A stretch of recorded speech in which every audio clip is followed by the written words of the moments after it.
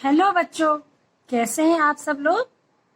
हम पढ़ रहे थे कहानी काकी के दांत, जिसको लिखा है पारमिला उनियाल ने। तो बच्चों, पिछली वीडियो में हमने पढ़ा था कि जो श्यामू होता है वो इसलिए चिंतित होता है क्योंकि उसकी काकी के दांत नहीं होते, और उसकी काकी ने उसे हाथी की कहानी सुनाई थी।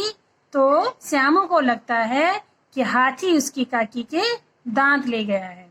इस बात को जब वो अपने मास्टर जी को बताता है तो मास्टर जी उसको समझाते हैं कि जब व्यक्ति बड़ी उम्र में हो जाता है या बूढ़ा हो जाता है तो फिर उसके दांत स्वयं टूट जाते हैं और दोबारा नहीं आते हैं।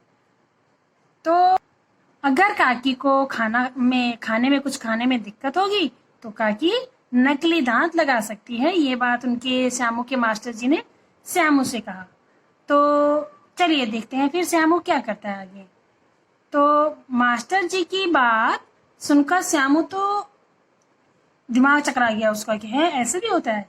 काकी के दांत, हाथी के दांत, दूध के दांत, नकली दांत, आखिर कितनी तरह के दांत होता है। श्यामू ये सोचने लगा कि आखिर कितनी तरह के दांत होते हैं।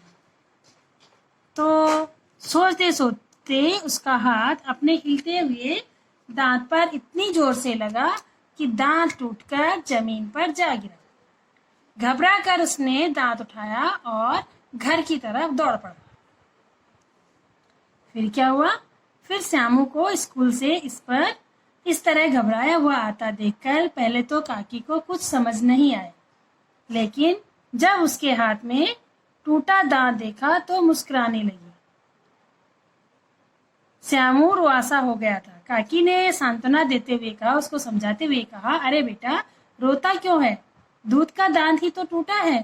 काकी ने एक चुटकी चीनी उसके मुंह में डालते हुए कहा, यह जादू की चीनी है, 10 तक गिनती गिनो, दर्द एकदम गायब हो जाएगा और कुछ दिनों में नया दांत आ जाएगा। काकी, जब आपके दांत टूटे थे तो आपके मुंह में किसी ने जादू की चीनी नहीं डाली होगी, है ना? कौन पूछ रहा है? श्याम पूछ रहा है अपनी काकी से। श्यामू पूछ रहा है अपनी काकी से कि जब आपके दांत टूटे होंगे कि आपके मुंह में नहीं डाली जादू की चीनी, तभी आपके दांत फिर नहीं आए। उसको ऐसा लग रहा है कि इसीलिए आपके दांत दोबारा नहीं आए। श्यामू ने भोलेपन से कहा, लेकिन आप चिंता नहीं करो, मैं आपके नकली दांत लगवा दूंगा। यह नकली दांत वाली बात मुझे किसने बताई? तुझे किसने बताई? उसकी काकी कहती है कि नकली दांत वाली बात तुझे किसने बताई? दादी ने किसी तरह अपनी हंसी रोकते हुए पूछा। तो मास्टर जी ने श्यामू ने कहा, बात तो उनकी ठीक है, लेकिन हमारे पास इतने पैसे नहीं है कि नकली दांत लगवा सके। अभी तो तुम्हें पढ़ा लिखा कर बड़ा आदमी बनाना है। दादी ने कहा। बड़ा आदमी वाली बात सुनते ही श्यामू के दिमाग में कुछ और बातें चलने लगी। उसके दिमाग में डॉक्टर बाबू घूम गए, जो हर हफ्ते अस्पताल में आते थे, और उन्हीं से पूछता हूँ कि नकली दांत कैसे लगते हैं। क्या सोचा उसने कि अस्पताल में डॉक्टर बाबू आते हैं, उनसे पता करता हूँ कि नकली दांत कैसे लगते हैं। ठीक है। श्यामू भागता हुआ घर से निकला तो आम का बोरा लिए दीनू चाचा से टकरा गया।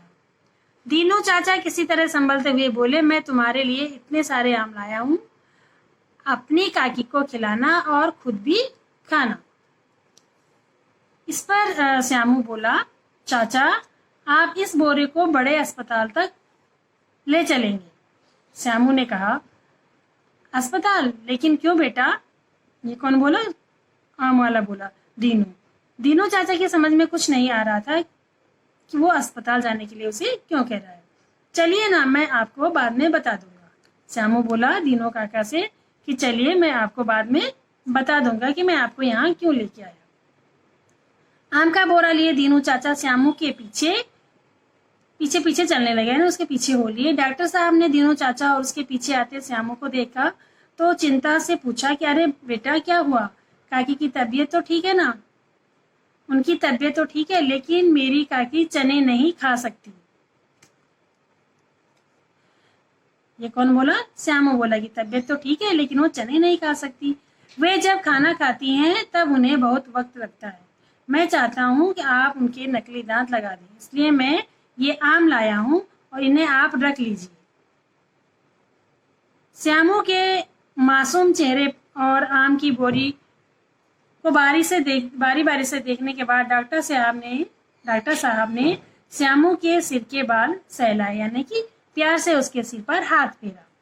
क्या हुआ था कि श्यामू दीनू को लेकर के अस्पताल गया और अस्पताल में डॉक्टर से कहता है कि उसकी काकी के नकली दांत लगाने हैं, जिसके बदले वो बहुत सारे आम देगा डॉक्टर को।